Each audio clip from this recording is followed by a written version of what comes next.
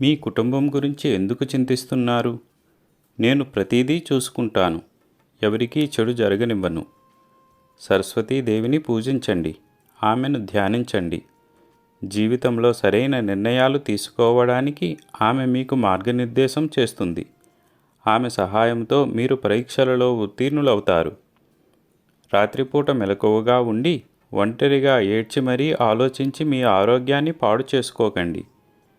బాబా నాతో ఉన్నారని, అన్నీ ఆయనే చూసుకుంటున్నారని ఈ నమ్మకంతో సమయానికి నిద్రపోండి.